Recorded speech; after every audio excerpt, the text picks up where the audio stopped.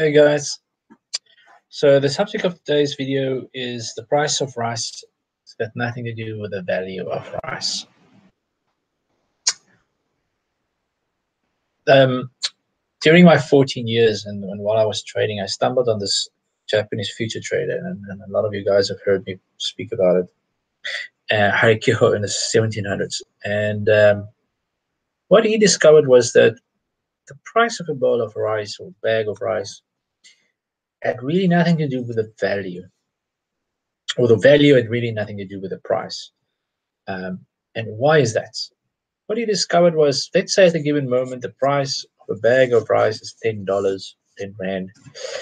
And some rice farmer is sitting there in the far outreach of the land, and his grandfather says, "Oh my word, it's a red moon." And he says, "Granddad, what does that mean?" He says, "Well, the harvest is going to be very little. It's going to be a very small rice harvest." And he says, "Why?" "Well, every time great grandfather and my father and his father, every time they saw a red moon, that year the rice harvest was very small." So at that given moment, that rice farmer transfers from a nice peaceful evening of drinking sake to a place of anxiety. Why? Because his harvest is going to be less, which means a lot of things for him. He's going to get less money. He's not be able to survive. He's not be able to pay his debts, etc. So fear kicks in. Not just that, he then goes and speaks to his neighbor, and everybody eventually is talking about the red moon. And before you know, that whole little farming community area is in anxiety and fear. How does that affect the price of rice? Well, the rice futures trader rocks up.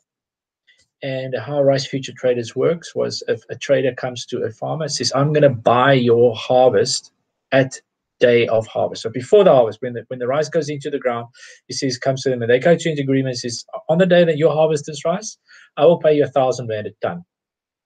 And both of them shake and agree, sign papers, and then 6 months later, the futures trader comes and he picks up his rice and he pays 1,000. Now, at that point, if rice's price is 1,500, then the futures trader did well, because he's now going to sell rice at 1,500, for which he only paid 1,000. He's going to make money. The farmer is going to lose money because the farmer could have made more money, and obviously vice versa.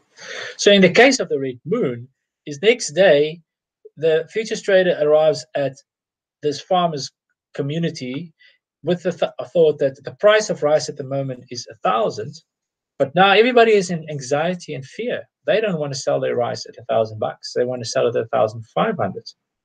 And there goes the price of rice is going up.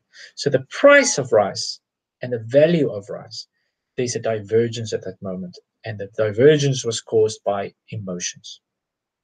And he discovered that. He realized, all right, if I can track the emotions of people, then I can trade rice futures before it happens. In other words, if I know there's going to be an outbreak of emotional fear and anxiety in the area,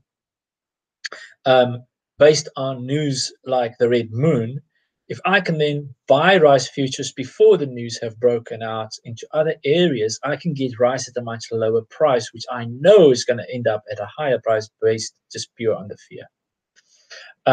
So he was the first guy that every 6 kilometers, he actually had a messenger that transferred information manually to him. He was the largest landowner in the history of Japan, and one of the wealthiest men on the planet. And the guy that wrote a book called The Fountain of Gold and the Three Monkey Theory, go Google it.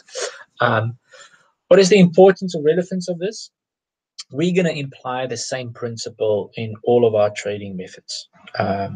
Everything that we're going to do is going to be based around trying to figure out, can we extract data from our charts and our information that identifies specific emotive behavior and sentiment from traders right across the planet. Now, it's much more difficult than it was in his days, because he had a much smaller base of people to monitor and track. We've got millions of traders, electronic platforms, institutional money, retail traders, day traders. We've got a fleet of people that currently at any given moment are in and out of the market. But yet we can still extract specific behaviors Um, and the behaviors that at any given moment control the market is greed, fear, and confusion.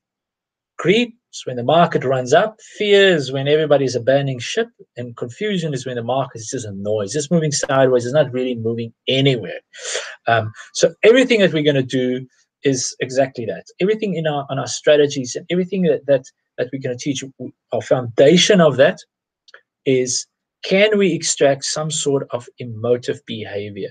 And can that emotive behavior that we can isolate, that sentiment, give us a position where we can, with a very high probability, project a move of the market? Okay, that's the foundation of our technical analysis coming up. So give that some thought. Go read in Harukiho, and then we chat again later.